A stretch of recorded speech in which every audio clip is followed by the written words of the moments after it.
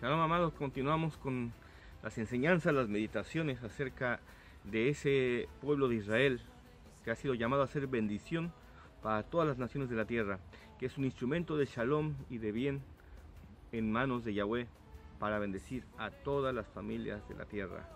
Como está escrito, por la simiente de Abraham serían benditas todas las familias, todas las tribus de la tierra. Yahweh les bendiga. Vamos en esta ocasión a seguir comentando.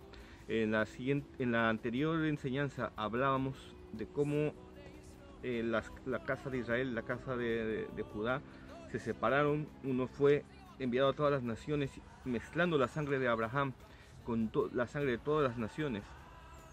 Y la casa de Israel se mantuvo guardando la Torá aún ante enemigos griegos, romanos, en la diáspora, perseguidos en el desierto por Hasatán, el enemigo, y todos sus instrumentos como la Inquisición, Hitler, las persecuciones antisemitas, los pueblos árabes,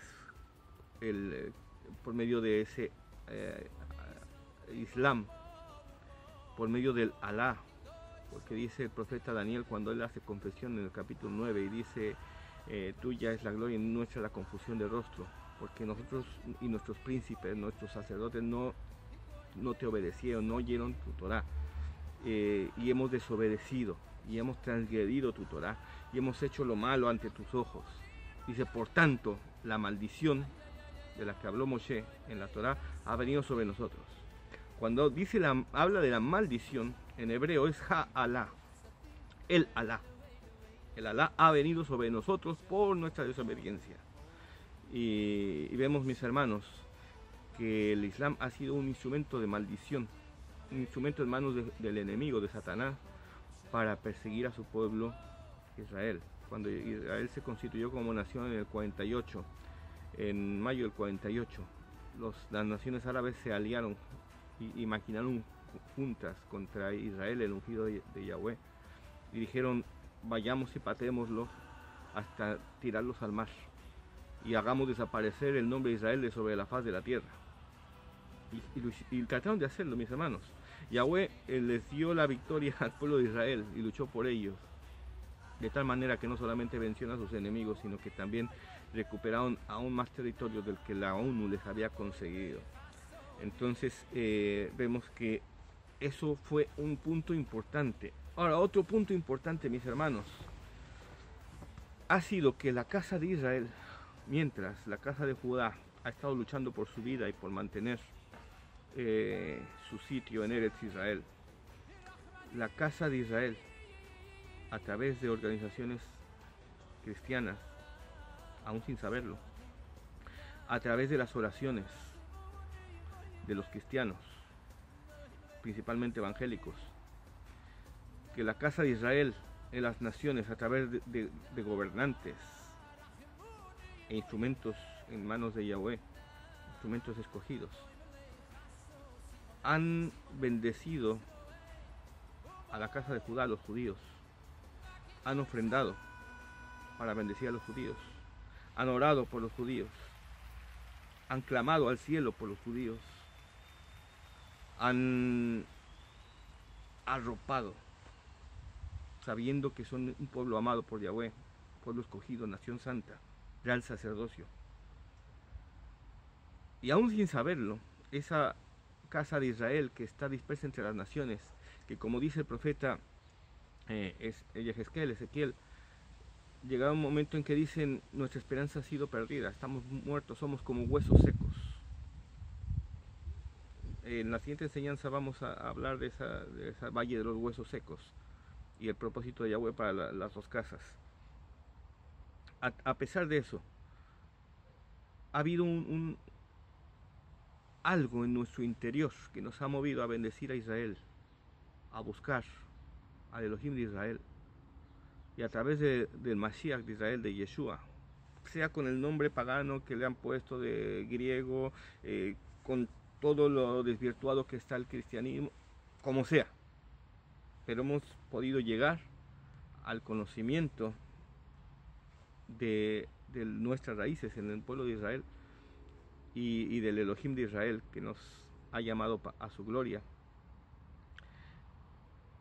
con un propósito, como Yosef, bendecir a la casa de Judá y preservar vida a mucho pueblo, y haciendo esto bendecir a todas las naciones también de la tierra.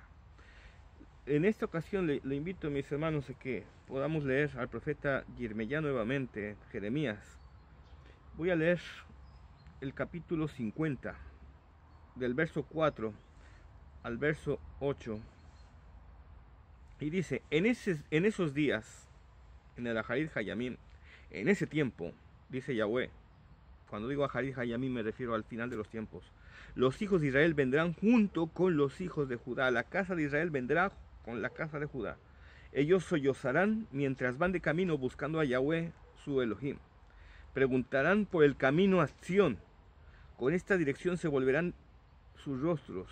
Dirán: vengan a unirnos con Yahweh por un pacto eterno que nunca será olvidado. Mi pueblo ha sido oveja perdida. Mis pastores hicieron que se extraviara. Ellos lo condujeron a las montañas, pagaron de monte a colina y olvidaron su propio lugar de descanso. Todos los que los encontraron los devoraron. Sus enemigos dijeron: no los dejemos tranquilos, porque ellos pecaron contra Yahweh. Aquel que reunió a sus padres tiene un pastizal de justicia. Huyan de Babel, de Babilonia, abandonen las tierras de los Casdim, sean como serpientes delante de ovejas. Porque en esos días, en ese tiempo, en los días del tiempo final, en el tiempo que a usted y a mí nos ha tocado vivir, la casa de Judá y la casa de Efraín, de Israel, tienen que venir juntas y buscar de todo su corazón al Elohim de Israel, a Yahweh, Elohim de Israel, y olvidarse de sus transgresiones, olvidarse de todo aquello con lo que nos hemos contaminado entre las naciones, olvidarse de todo aquello que nos ha impurificado, aquello con lo que hemos transgredido la voluntad y de nuestro Padre Celestial y hemos lastimado su corazón. La casa de Judá, por su parte, tiene que olvidarse también de todas sus falacias, del Talmud y de la Gemara y de la Kabbalah y de todo lo que, con lo que ellos han hecho sucedáneos para sustituir el verdadero alimento espiritual, la Torah Emet, que ha salido de la boca del Creador del cielo y de la tierra. Caminos de justicia y de verdad para que andemos en ellos. Dice: cuando ellos lo hagan, dice, volverán a Sión, a Eretz Israel, a nuestro lugar de descanso, a la tierra que Yahweh dio a nuestros padres. Dice: ahora, mi pueblo ha sido como una oveja perdida. Mis pastores hicieron que se extraviara. Yahweh habló innumerables veces por medio de sus profetas, diciendo: la pluma mentirosa de los escribas ha hecho que la casa de Israel se desvíe. Hoy día la casa de Judá tiene un calendario pagano, griego, el mismo que Antíoco Epífanes les impuso. Lo han retomado con nombres babilónicos. Si usted busca en Wikipedia, en internet, acerca del calendario ático, verá que es el mismo calendario que los judíos dicen que es el calendario hebreo, que no tiene nada de hebreo, no tiene nada de escritural, no tiene nada que ver con la voluntad de nuestro Padre Celestial, y lo único que está haciendo es desviarles de los verdaderos tiempos de Yahweh Elohim Sebaot. No es difícil, mi hermano, esto no es una nueva idea que ha salido ahora. Esto ya en tiempos de Yeshua. Yeshua manejaba un calendario y los judíos manejaban otro. Los esenios manejaban un calendario, el mismo de Yeshua, y los judíos, el judaísmo rabínico seguía con su calendario pagano. Le digo, usted investigue lo que es el calendario ático y verá que es un calendario griego pagano, que es de 364 días, que alterna meses de 29 y de 30 días, y compare. Y dígame una cosa: ¿cuándo en toda la Torah, desde Génesis hasta Apocalipsis, se habla de un mes que no sea de 30 días? Son falacias, es un paganismo, que la gente, cuando sigue el cristianismo, no medita en ello, y cuando quiere volver a las raíces hebreas, se fija en las tradiciones absurdas de la casa de Judá. Dice: pero en este caso, en este tiempo, ya no va a ser así. Vendrán buscando y sollozando el verdadero camino, el verdadero sentir, el verdadero corazón de Yahweh, Elohim Sebaot, del Elohim de Israel. vendrán como ovejas perdidas. ¿Por qué? Porque ya vino un pastor que dijo: yo no he venido más que a buscar a las ovejas perdidas de la casa de Israel. No era el tiempo de la casa de Judá. Él vino a buscar a las ovejas perdidas de la casa de Israel por eso, porque habíamos sido extraviados y nuestros propios príncipes, nuestros propios sacerdotes nos habían extraviado con sus falacias. La casa de Judá hoy por hoy tiene un velo que le impide ver al Mashiach, que vive todavía en esa serie de falacias y que se apega a ellas, a sus tradiciones. Una parte, el ultrarradicalismo, pero hay otra parte que pasa totalmente de tradiciones, de Torah y de todo. Pero bueno, en este caso, en este tiempo, dice Yahweh, se encargará. Y hay un propósito para unir a las dos casas. Y ahora en la siguiente enseñanza hablaremos de cómo será. Dice: mi pueblo ha sido llevado como oveja perdida. Todos los que lo encontraron lo devoraron. Cuando dice todos los que lo encontraron, ¿exactamente a qué nos referimos? ¿Todas las naciones? Ciertamente, los judíos han sido desposeídos innumerables veces. Cuando el holocausto judío les robaron todo. Cuando los reyes católicos los expulsaron por no pagarles, porque les debían como dicen aquí, debían hasta de callarse los reyes católicos. Así es que antes que pagar era más fácil echarlos y quedarse con sus cosas. Siempre nos han desposeído nuestro pueblo. Pero también la gran ramera, Babilonia, ha arrastrado en su ceguera, en su locura, en su pecado y en sus abominaciones a esa casa de Israel que estábamos mezcladas entre las naciones. Por eso, en el verso 8 dice: huyan de Babilonia, abandonen la tierra de los Casdim, sean como serpientes delante de ovejas, sean astutos. Esto no es raro, mi hermano. La revelación a Juan también en el Apocalipsis también dice: salid de ella, pueblo mío, y no seáis partícipes de las consecuencias de su pecado. Está hablando de salir de un régimen prostituido. El cristianismo es un régimen prostituido que ha desechado el Shabbat, ha desechado la Torah, ha desechado la voluntad de nuestro Padre Celestial para crearse sucedáneos también lo que los padres de la iglesia, aquellos romanos del siglo III, corruptos, paganos, crearon. Y no solamente la iglesia católica que tiene imágenes, no, es también la iglesia evangélica. Yo una vez hablaba con un pastor y me decía: no, es que ya no celebramos el Shabbat porque eso era para los judíos. Ahora celebramos el domingo porque Cristo resucitó en domingo.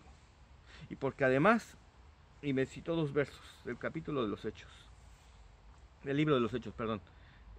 Los primeros cristianos se reunían en domingo y los cristianos, y también en una ocasión dice: Pablo iba a Jerusalén y reunieron las ofrendas en domingo. Y yo decía: qué pobre argumento. Los versos aislados, sacados de contexto. Porque los judíos creyentes en Mashiach, no cristianos, judíos creyentes en Mashiach, se reunían todos los días y perseveran unánimes juntos en el partimiento del pan y en las oraciones. Todos los días. Pero en Shabbat estaban en el templo. Siempre.